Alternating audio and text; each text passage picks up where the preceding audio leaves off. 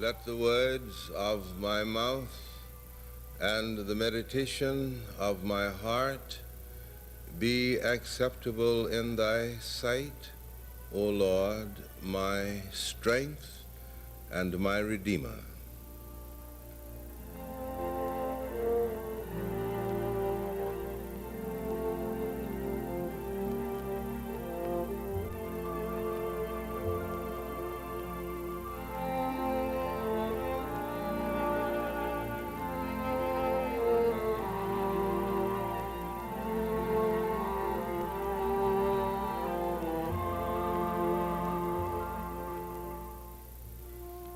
For as much time as I have this morning, I want to read two things which have to do with the celebration of Christmas Day.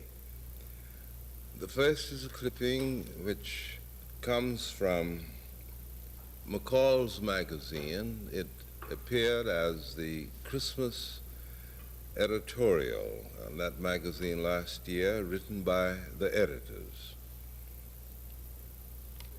Could you spare 5 minutes of Christmas? Now Christmas comes, solstice in the long year, a chiming of fleet hours. The verdant wreath adorns the snowy door of winter, and the evergreen bears unaccustomed fruit. It is the day of days. For 24 blessed and embellished hours, the floodgates of affection and generosity are opened, and the thoughts of men turn kind.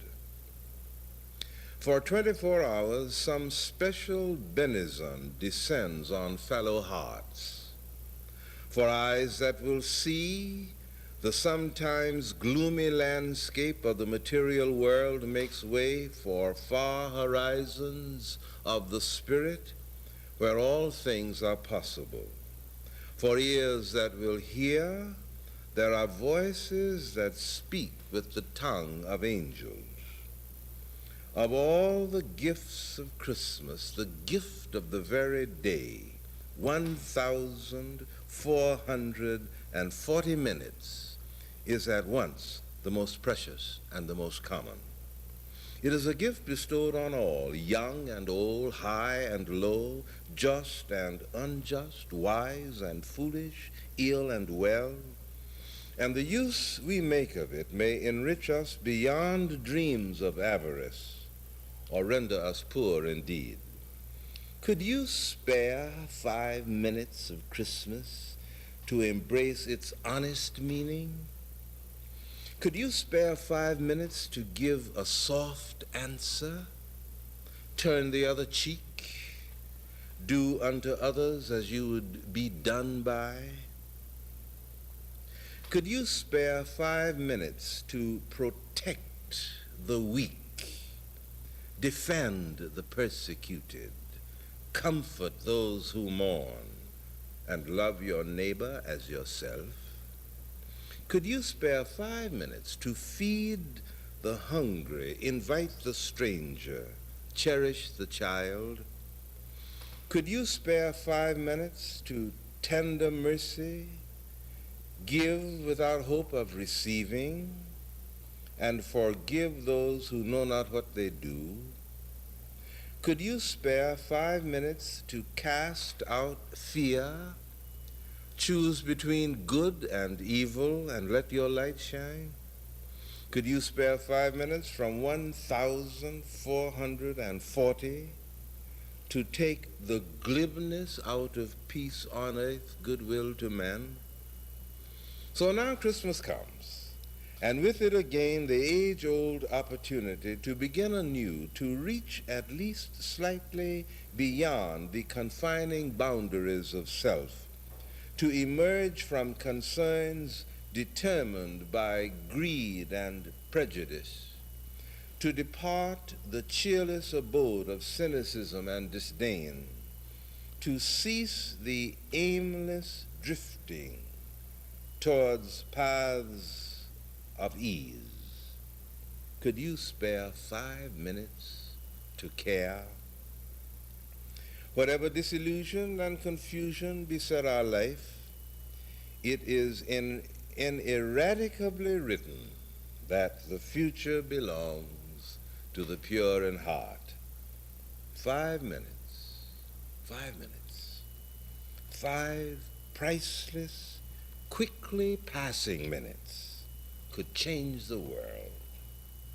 Heartily, we wish you these 5 minutes and a Merry Christmas. And now this of my own. Christmas is a season of intense and feverish activity. The activity begins days, weeks, even months before.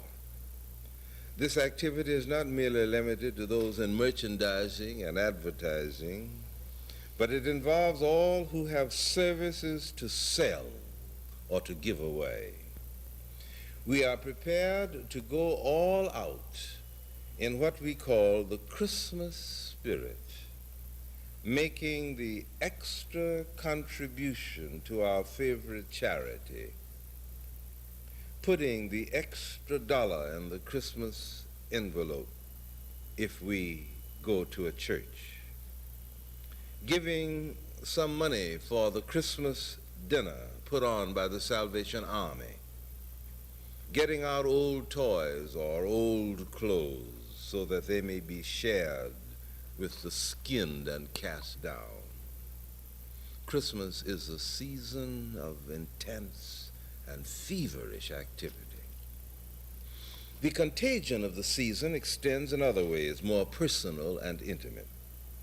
We are reminded of unanswered letters, for instance, and unacknowledged courtesies that have accumulated through the year. Christmas is the time to say thank you and to make the gracious gesture. Whatever may be the prevailing quality or character of our relationships, something special must be done during the Christmas season to highlight a more favorable and generous side of our lives. Such activity takes on the characteristics of an inventory of our personal relationships. And this is good. There is a strange irony in the fact that Christmas has become identified with mass production, exploitation for profit, profit for profit, crowds, hurry, whipped-up emotions, and collective hysteria. These are followed by exhaustion, physical and spiritual weariness, more drives on goods, bargain counters, and bills, bills, bills. All of these things are far removed from the simple setting that means for millions in our world the moment of truth for the world. Now, what was the setting? Of course, according to the traditional story, there was the announcement of the angels.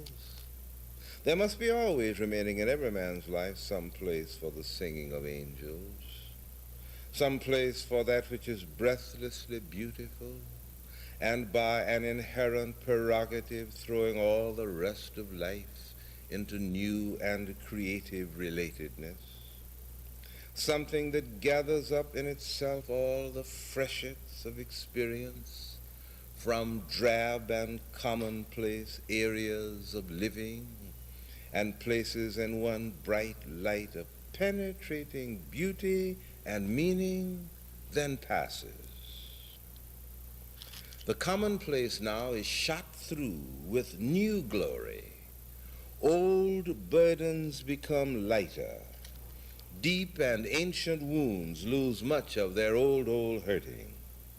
A crown is placed over our heads that for the rest of our lives we are trying to grow tall enough to wear.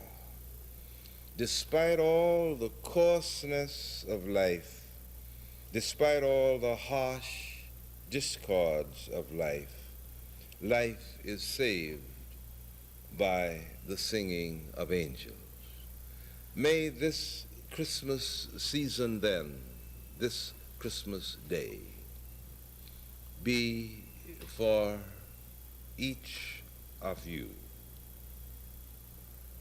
a time when you may gather together in some moment of creative focus and meaning, something that is precious to you, and hold it and finger it and lay it alongside your heart, that its pulse beat may be your pulse beat, and then some of the kindness and the joy and the magic that is to be found in the pure in heart as they share this will come to you, and yours will be a good day, a unique day, a wonderful day, whether you bow your knee before an altar or not.